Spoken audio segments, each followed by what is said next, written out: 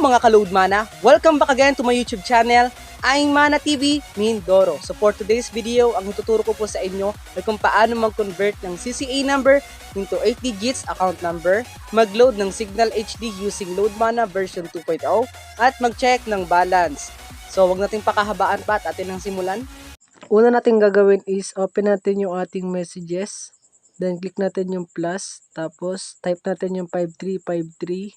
Kasi dyan tayo send ng conversion ng CCA number into 8-digit number na kung saan load na natin. So, ayan, type natin to malalaki. Signal space SC space yung CCA number which is hanapin lang natin. Teka lang, wait lang.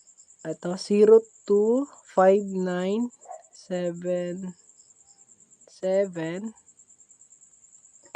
59460.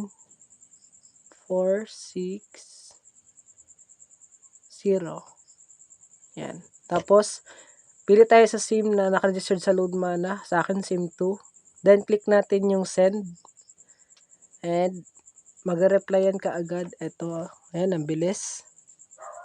So, ito makikita natin yung account number ng customer. Na-convert na natin siya. Ito, account number 5046702.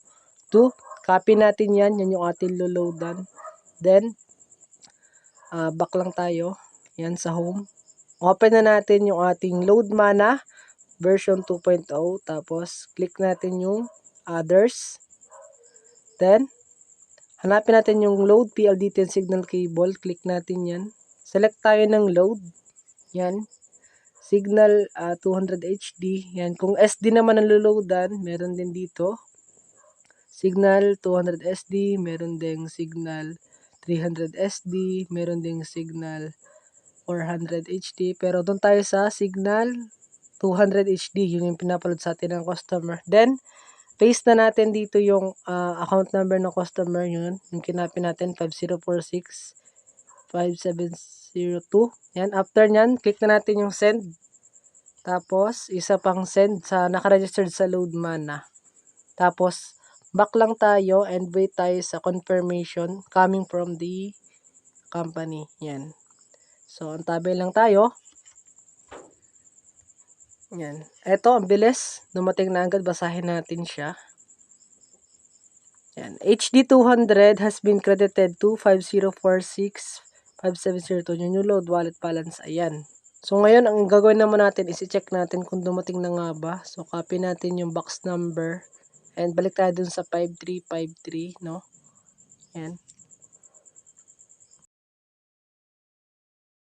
Ang format naman po ng checking is ganito. Signal, space, EXP, malalaki po yan, space, box number ng customer, then send natin. Take note, kapag mag-check po ng balance is may bayad siya piso %, pati yung pag-convert. Ayan, ang sabi dito, unavailable to process, no longer available. Ulitin natin, copy natin siya. So, bakit ganun? Yan, paste natin, tapos isa pang send. Try natin for the second time. Ayan. And okay na. Ito po, ang sabi dito, prepaid load expiry for account number 50465702 is successfully retrieved. Prepaid load expiry is July 5, 2022. Yan. So, okay na po. Na-confirm na natin na dumating na talaga yung load. So, yan. So, ganun lang po mag-convert ng CCA number into 8 digits account number, mag-load ng Signal HD using Load Mana version 2.0, at mag-check ng balance kung dumating na nga ba ito sa customer. So for more videos and YouTube tutorial, don't forget to subscribe and click the notification bell para lagi tayong updated sa mga bagong techniques and skill dito sa Load Mana. So yun lamang po at maraming salamat.